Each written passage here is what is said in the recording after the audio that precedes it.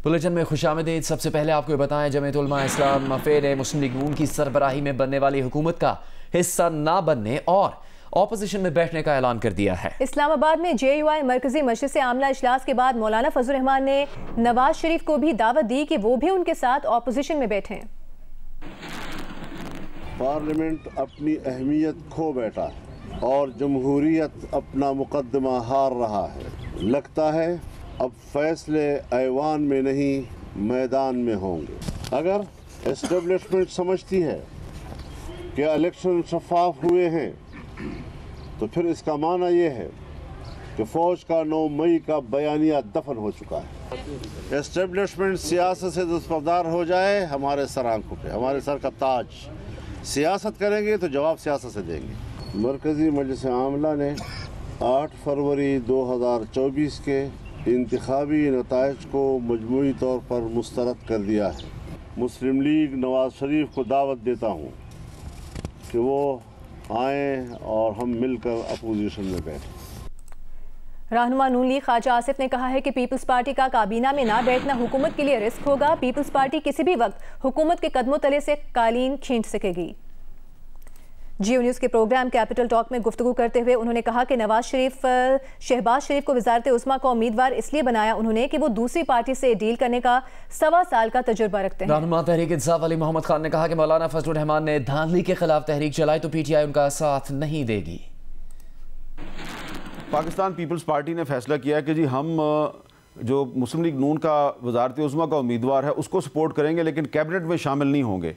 तो क्या आपके ख्याल में ये एक बहुत बड़ा रिस्क नहीं है कि किसी भी मरले पे पीपल्स पार्टी जो है वो आपके नीचे से कलीन खींच सकती है? ये रिस्क है, मैं आपसे इत्तेफाक करता हूँ, ये रिस्क हर वक्त रहेगा। नवाज शरीफ साहब जो हैं उन्होंने शहबाज शरीफ साहब को वज़ारत उस्मा का उम्मीदवार डिक्लेयर कर दिया, जबकि मुस्लिम लीग नून जो है वो इलेक्शन से 2-3 दिन पहले तक दावे कर रही थी कि हमारे अगले वज़ीर आज़म तो नवाज शरीफ साहब होंगे। ये नवाज शरीफ साहब ने ये फैसला क्यों किया है? वो समझते हैं कि 1.25 साल का जो एक्सपीरियंस है मुख्तलिफ पार्टीज के साथ डील करने का शहबाज शरीफ को, तो वो ज़्यादा इफेक्टिवली डील कर सकेंगे। मौलाना फजल रहमान साहब अगर धांधली के खिलाफ तहरीक चलाते हैं तो क्या कोई इम्कान है कि तहरीक इंसाफ जो है वो उनके साथ शामिल हो जाए? जहाँ तक मौलाना साहब का ताल्लुक है, मुझे नहीं पता कि उनके साथ कोई ज्यादती क्यों करेगा, क्योंकि PDM का वो हिस्सा रहे, बल्कि PDM के बॉस थे, आपको पता है। उनके साथ मिलकर एहतजाज करना शायद पॉसिबल ना हो।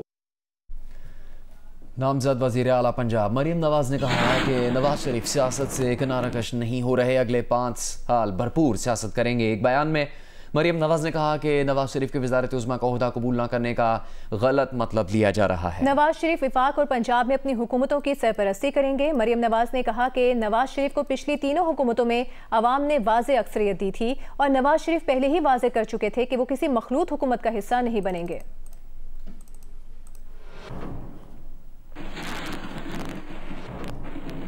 और हुकूमत साजी से मुतालिक इस्लामाबाद में पीपल्स पार्टी और मुस्लिम लीग नून की राबता कमेटीज़ का इजलास मुनक़िद किया गया। दोनों जमातों ने अपनी अपनी तजावीज़ पेश की। इत्तेफाक किया कि आवाम को महंगाई और बेरोजगारी से निजात के लिए मुस्तहकम हुकूमत की ज़रूरत है ताकि मुल्क को दरपेश चैलेंजेस का हल निकाला जा सके। दोनों जमातों के नुमाइंदों का कल एक और इजलास होगा। दीगर हम ख्याल सियासी जमातों से मशावरत के बाद मामलात को हतमी शक्ल दी जाएगी।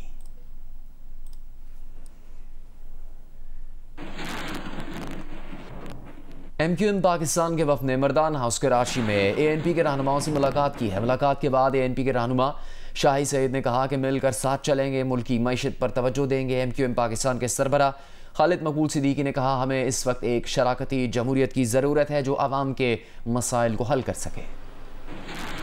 कोताही जो गलतियाँ इस मुल्क में हुआ है या इस सूबे में हुआ है और फिर इस शहर में हुआ है, वो चाहे एजुकेशन की हो, वो चाहे हमारी इंडस्ट्री की हो, उसके ऊपर हम तवज्जो देंगे, मिल के साथ चलेंगे। अब हम एक नुस्खा कीमिया लाए हैं, ये हमारे साथ खड़े हैं कि ऐसी जमहूरियत जिसके समरात आम पाकिस्तानी तक ना पहुँचे, उस जमहूरियत की पाकिस्तान को ज़रूरत नहीं है। अब में जमहूरियत की ज़रूरत है, एक जेन्युइन जमहूरियत की ज़रूरत है, एक शराकती शमूलियती जमहूरियत की ज़रूरत है।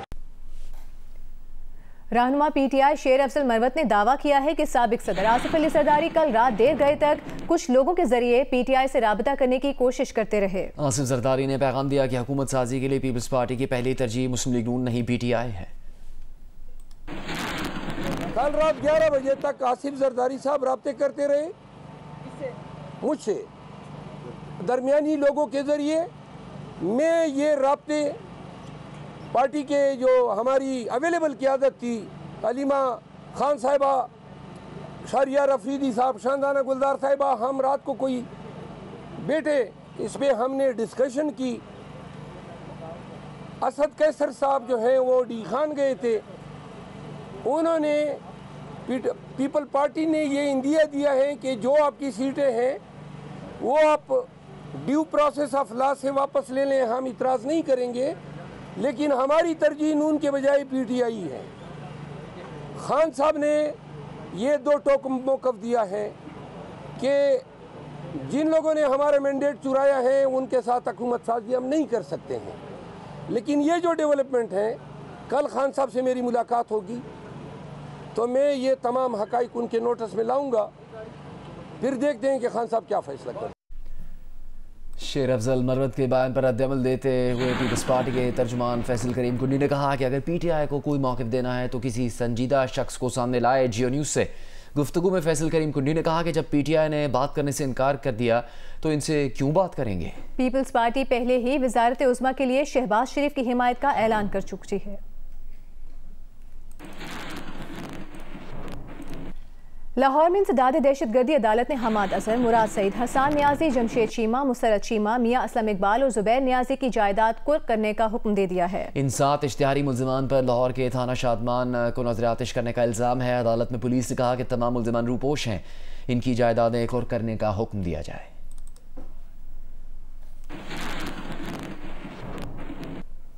NA 130 लाहौर से नवाज शरीफ की कामयाबी के खिलाफ दरखास्त शिकायत कुनंदा इश्तियाक चौधरी ने वापस ले ली है। लाहौर हाईकोर्ट ने दरखास्त वापस लेने की बुनियाद पर खारिज कर दी। अदालत ने दरखास्त गुजार को नवाज शरीफ की कामयाबी चैलेंज करने के लिए इलेक्शन कमीशन से रुजू करने की हिदायत की है।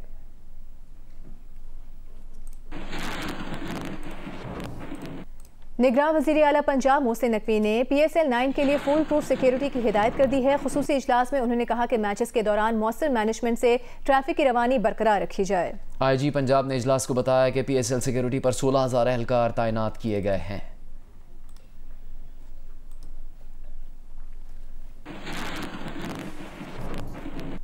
पंजाब असम्बली के मजीद 6 नौमुंतखब आज़ाद उम्मीदवारों ने नामजद वज़ीर आला पंजाब मरीम नवाज से मुलाकात की और नून लीग में शमूलियत का ऐलान कर दिया। इनमें PP 132 ननकाना से सुल्तान बाजवा, PP 225 लोधरा से शाजिया तरीन, PP 289 DG खान से महमूद कादिर लगारी, PP 288 DG खान से हनीफ पताफी, PP 94 चिन्नौर से तैमूर लाली और PP 283 लिया से अली असगर गुरमानी शामिल हैं। मरीम नवाज ने कहा कि इन अरकान की शमूलियत से पंजाब की खुशहाली का मकसद हासिल होगा। दीगर खबरें शामिल करेंगे। 1 तोला सोना 3,500 रुपये सस्ता होकर 2,10,800 रुपये का हो गया। 10 ग्राम सोने की कीमत 3,000 रुपये कम होकर 1,80,727 रुपये हो गई है। Pakistan stock exchange 100 index 926 points इजाफे के बाद 62,156 पॉइंट्स पर बंद हुआ।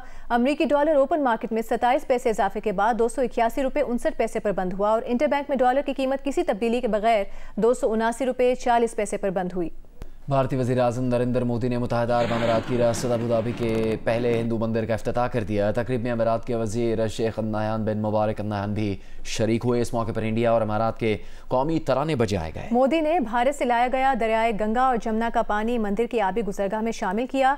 इस मौके पर खुसूसी पूजा में हज़ारों अफराद ने शिरकत की। शेख अल नहयान बिन मुबारक ने अपने खिताब में मोदी के दौरे को दोस्ती, ताउन, एतमाद की अलामत करार दिया। मोदी हुकूमत ने किसानों के मुतालबात पूरे नहीं किए, किसान एहतजाज पर निकले तो इन पर आंसू गैस की बारिश कर दी। पंजाब हरियाणा सरहद पर किसानों और सिक्योरिटी फोर्सेस में दूसरे दिन भी झड़पें हुई। हरियाणा में मुअत्तल मोबाइल फ़ोन और इंटरनेट सर्विस कल भी बंद रहेगी। किसानों के चंद माह कबल एहतजाज को ख़त्म करने के लिए मोदी हुकूमत ने जो वादे किए वो आज तक पूरे नहीं किए गए, जिस पर किसान दोबारा एहतजाज पर निकल आए हैं। बॉलीवुड अदाकार शाहरुख खान ने कतर में कैद भारतीय जासूसों की सजाए मौत खत्म कराई, उन्हें रिहाई दिलवाई। ये दावा भारतीय जनता पार्टी के रहनुमा सुब्रमण्यम स्वामी ने किया है। सुब्रमण्यम के मुताबिक शाहरुख ने ये काम भारतीय वजीर आजम नरेंद्र मोदी की दरख्वास्त पर किया। शाहरुख ने कतरी वजीर आजम से मुलाकात की और जासूसों की रिहाई को मुमकिन बनाया। शाहरुख खान की मीडिया टीम ने इस खबर की तरदीद की है। कतर ने इसराइल के लिए जासूसी करने का इल्जाम साबित होने पर भारतीय नेवी के 8 एहलकारों को सजाए मौत सुना दी थी। इंडोनेशिया में सदारती इंतखाबात के गैर सरकारी नताइज के बाद 58% वोट हासिल करने वाले वजीर दिफा ने जीत का ऐलान कर दिया है। सदारती दौड़ में शामिल 2 साबिक सूबाई गवर्नर्स ने इलेक्शन में धांधली का इल्ज़ाम लगाया है। वोटों की गिनती ताहाल जारी है। तवक्को है कि इंतखाबात के सरकारी नताइज का ऐलान 20 मार्च को कर दिया जाएगा।